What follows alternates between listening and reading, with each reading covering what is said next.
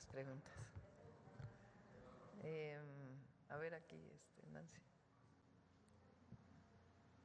Gracias, Presidenta. Buenos días a todas y a todos. Nancy Flores, de la revista Contralínea. Presidenta, preguntarle si el director general de Petróleos Mexicanos ya le dio algún reporte acerca de un presunto sabotaje en la refinería Dos Bocas que habría ocurrido la semana pasada y que frenó la producción. Este presunto sabotaje habría afectado algunas plantas, sobre todo la catalítica, y por eso no se habría reanudado hasta el día de hoy esta producción por la complejidad de los procesos, y también si se está investigando ya este asunto, sobre todo para revisar no solo el tema de la afectación a la industria petrolera, sino la afectación al proyecto de nación que usted representa. Finalmente es un tema que muy importante, la producción de los refinados. Sí, es un tema no así como lo planteas. Y si gustan, le pedimos a Víctor que venga a informar con todo detalle. ¿No sería un sabotaje? Pues tiene que investigarse, pero no es así de que ahora ya no sirve la refinería y no. Es algo menor y ya está produciendo prácticamente 100,000 barriles diarios. ¿Actualmente está produciendo la refinería? Estaba produciendo 100,000 barriles diarios y está por reanudarse. No hay nada grave. Ok. En otro tema, preguntarle, Presidenta, acerca de este reciclaje que se hace del expresidente Ernesto Zedillo por parte de la oposición. Usted recordaba ayer no solo los crímenes de lesa humanidad que no prescriben, ¿no? El caso de Acteal, el Bosque, el Charco, sino también los crímenes financieros que tienen que ver con el tema del FOBAPROA y el gran latrocinio que se cometió en aquel sexenio, que ha sido uno de los peores latrocinios digamos que en la época reciente de nuestro país.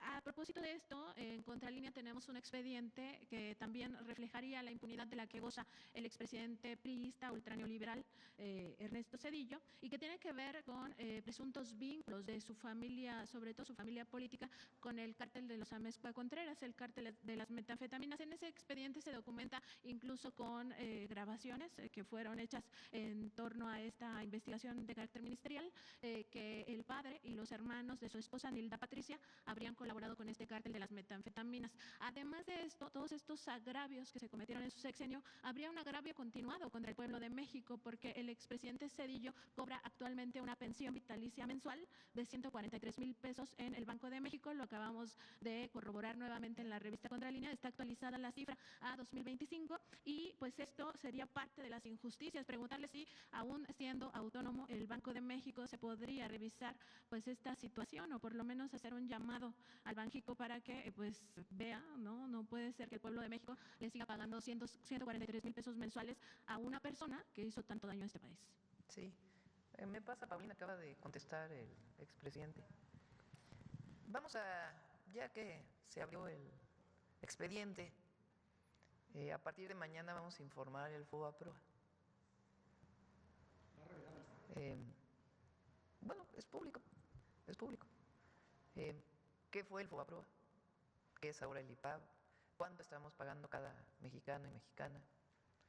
¿A quién se le dieron recursos que no tenía nada que ver con alguna afectación por algún incremento de su deuda, sino que realmente fue por influencias?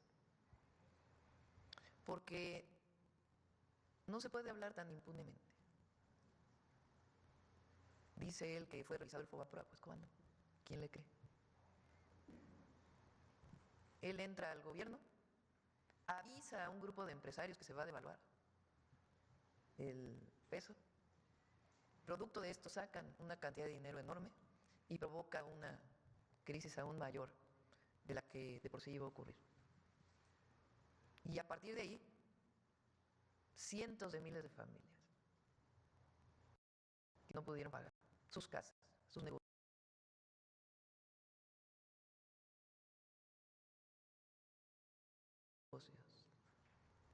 en la pobreza.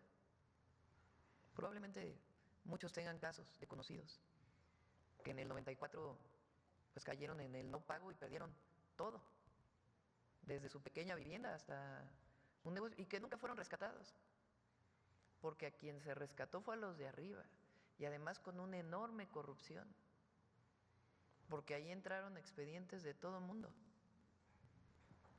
convirtiendo deudas privadas en deuda pública que aún estamos pagando. ¿Y que se va a acabar? Se privatizaron los ferrocarriles, porque el tema es de lo que nos acusan, ¿no? Nos están acusando de que somos autoritarios, que se acabó la democracia, todo porque el pueblo va a elegir a la Corte. O sea, ese es el argumento. Como el pueblo va a elegir ahora a la Corte, la presidenta es autoritaria, se acabó la democracia. ¿Cómo se va a acabar la democracia si es el pueblo quien va a elegir? El manejo de los recursos públicos, nada más empecemos por ahí. Y después las masacres que ocurrieron durante su sexenio y que nunca fueron aclaradas, más la privatización de los ferrocarriles. Quiso privatizar toda la industria eléctrica en el 99.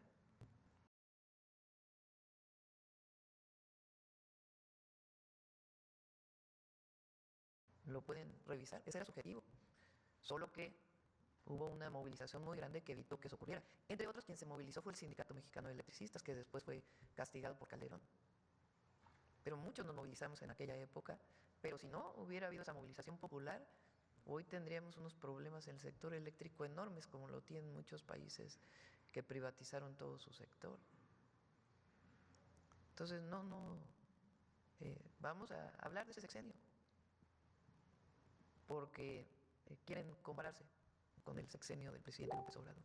Pues no, en un caso se apoyaba arriba, provocaron pobreza, desigualdad, crisis y el entreguismo, dicho por alguien de su propio partido político, el que era el candidato del PRI.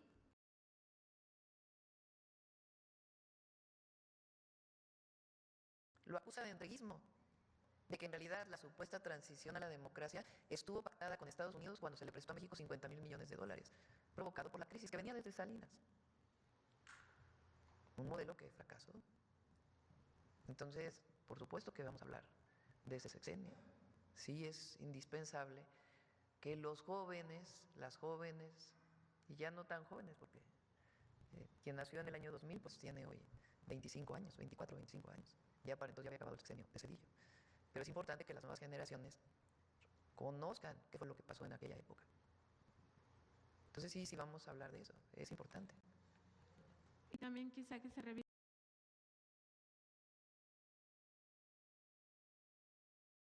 esa pensión vitalicia. Sí, no, pues no sabía, mira, qué bien que nos informas. A ver, el Banco de México que nos informe de la pensión vitalicia, de quien trabaja, no sé ahora, ¿verdad? Pero trabajaba en una empresa que benefició él mismo.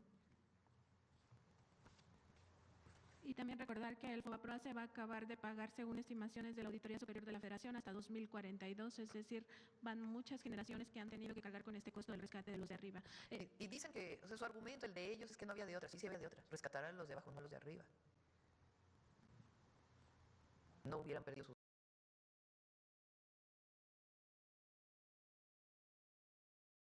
casas, sus negocios, y no irse arriba, y además con una opacidad tremenda. Presidente, en otro tema, en la Universidad Nacional Autónoma de México han surgido varios movimientos estudiantiles o movimientos estudiantiles aislados. No ha sido todavía un movimiento importante por dos asuntos que están, pues, de alguna manera denunciando, sobre todo algunas facultades y escuelas, que tiene que ver primero con que la Universidad Nacional Autónoma de México no tiene comedores subsidiados, a diferencia de otras universidades públicas como la UACM, la UAM, la ENA, entre otras. Y esto lo que significa es que estos espacios están concesionados o privatizados a particulares y no se garantiza el derecho humano a la alimentación estudiantil.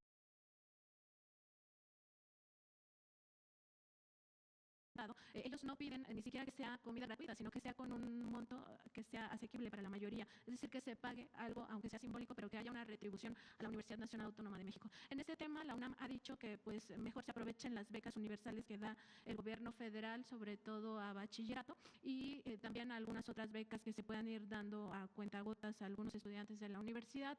El asunto es que esto no resuelve el problema y que también están escudándose en que es una comunidad universitaria de alrededor de 400,000 personas. También es una realidad que la UNAM tiene el mayor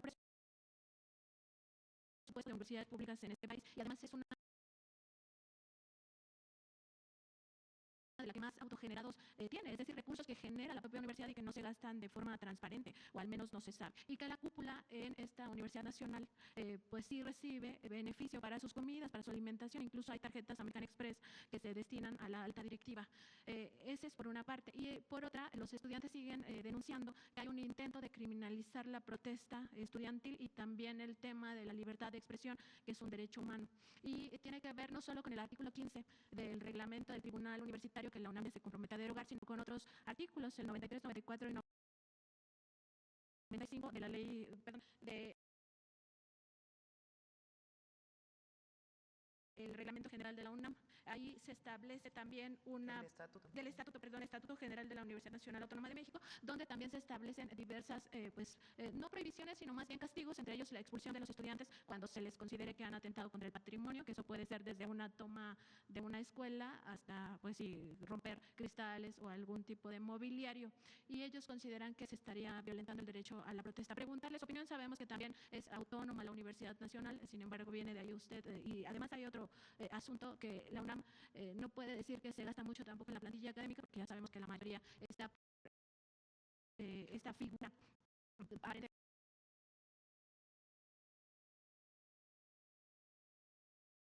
de pago de horas, que son los profesores de asignatura, ¿no? Sí. No quiero opinar mucho porque en efecto la universidad es autónoma. Lo que yo diría es que es importante que siempre prevalezca el diálogo, abierto, público, que siempre haya diálogo con cualquier conflicto estudiantil, de parte de la autoridad y de parte de los estudiantes. Mientras prevalezca el diálogo y se busquen soluciones